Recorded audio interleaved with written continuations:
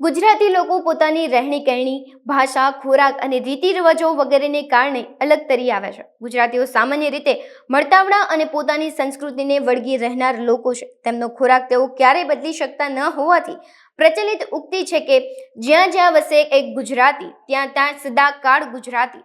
પ્રસિદ્ધ ગુજરાતીઓમાંથી તેમાંથી એક મુકેશભાઈ મીર બારોટ છે. આ એક દેશી કલાકાર છે. તેનો કોકિલ કંઠ એવો છે કે ભલભલા તેની ગાયકી સાંભળવા ઊભા રહી જાય છે.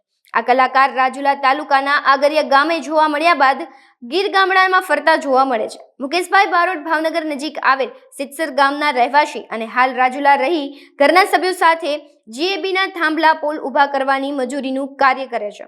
જ્યારે મજૂરી ન મળે ત્યારે ગામડે ગામડે જઈ ઢોલ વગાડી છંદ દુહા ગાઈને ગુજરાન ચલાવે છે.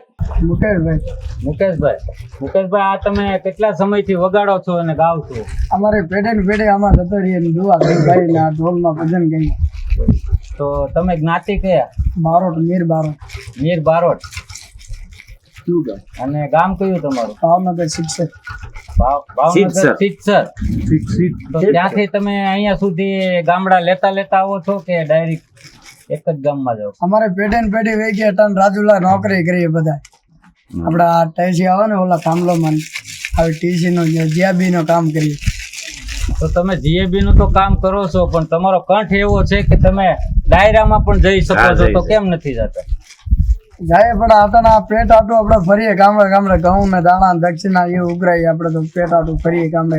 આમાં તો પેઢી ને પેઢી આમાં ગઈ. પછી લગ્ન ગાળામાં ક્યાં માંગવાની, પછી લગ્ન ગાળામાં વગાડવાની. 70 96 80 51 51 50 આ ભાઈના નંબર છે. જે કોઈ ભાઈને આ ભાઈને વગાડવા માટે લગ્ન પ્રસંગ કોઈ પણ જગ્યાએ બોલાવવાના હોય તો આ ભાઈના નંબર છે.